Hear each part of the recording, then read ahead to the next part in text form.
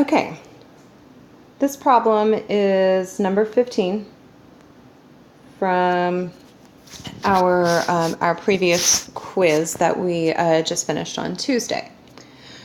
So the first thing I'm going to do is pull out the pertinent information that we need from number 15.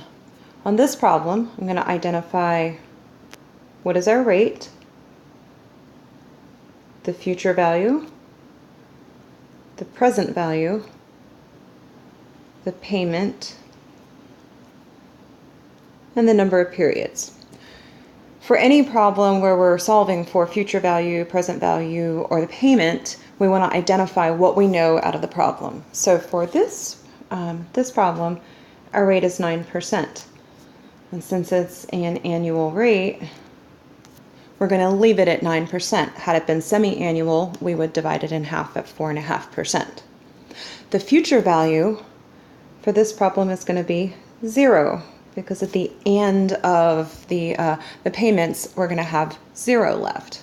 The present value, that's the amount we have to deposit to get our $1,200 a month. We don't know, so that's going to be what we're solving for. And then the problem gives us that our payment is $1,200 and our number of periods is 18, because it's 18 years. Now that we've identified all of our information, we have a couple of ways we can solve this. The first one is by using our formula.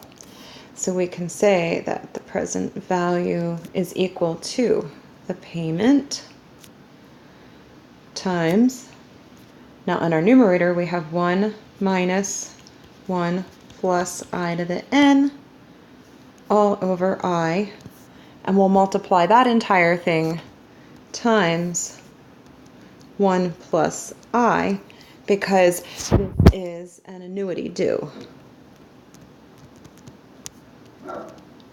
For an annuity due, the only difference between an annuity due and an ordinary annuity is multiplying by the 1 plus I.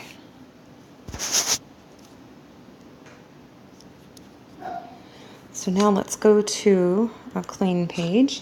There we go. Okay. So now we're going to go ahead and solve this.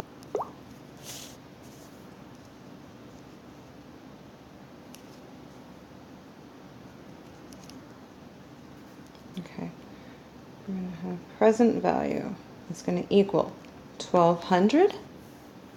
That's our payment, times 1 minus 1 plus 0.09, all to the negative 18, that's our n, divided by 0.09, and then we'll multiply all of that times 1.09. Okay, now let's take a look at the calculator keystrokes that we want to use to solve this, but if you want to go ahead and solve it manually on your own, you can do that as well. So let's take a look at that.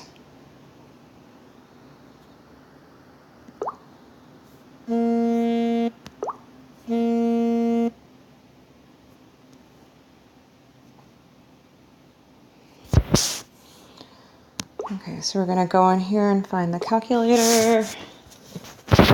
Let's get it to be a scientific calculator. Okay,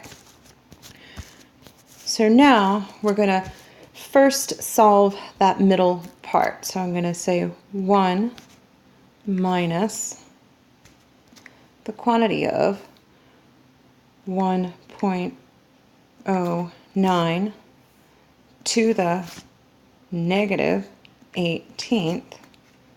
Then I'm going to do a second set of parentheses so it's balanced. So that's going to give me my numerator. Now I'm going to divide that by 0.09. There we go. We're going to multiply that by 1,200.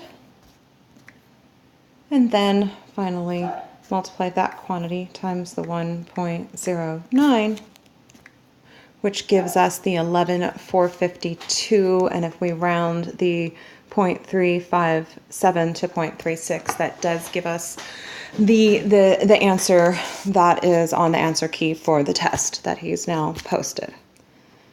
Okay, but let's also look at one more way that we can get this answer with a financial calculator. Okay. So now I'm going to put a BA2 plus here. Let's get rid of that advertisement. Okay. So going back to our future value, our present value, our payment, and our N, we can say that now the way that you input numbers on this calculator is you want to input the number, and then we're going to be using the N, interest over year, present value, payment, and future value. Okay, so the first step is we're going to say, let's look at our N. 18 is N, and that's it. We press 18, N, and then leave it alone. What is the next thing we know? We know our interest. Our interest is 9, and we use a whole number there for 9%. Interest over year, then leave it alone. The present value, that's what we're solving for, so we're not going to put anything in for the present value. The payment. Now the payment's $1,200, and whenever you have an outflow of money, we use the negative sign for this calculator because that's $1,200 out. Payment. And we know at the end of this sequence, the future value is going to be 0 because there's not supposed to be any money left. So we're going to go 0 and future value. Now that we've input the N, the interest, the payment, and the future value, we're going to ask it to compute present value. Boom. Now we've got $10,506.75. Now that would be the present value if it was an ordinary annuity. All we have to do is now take that times the 1.09 to get the amount of the annuity due. And we've got, again, $11,452 and 36 cents, which I don't have to check if that needs to be some rounding, but that should be pretty close to what we need it to be for the test. Sometimes with the rounding and the number of decimal places, you might end up with an answer that's a few cents off. But that's basically how to solve it with a traditional calculator, and this is a electronic version of the BA2.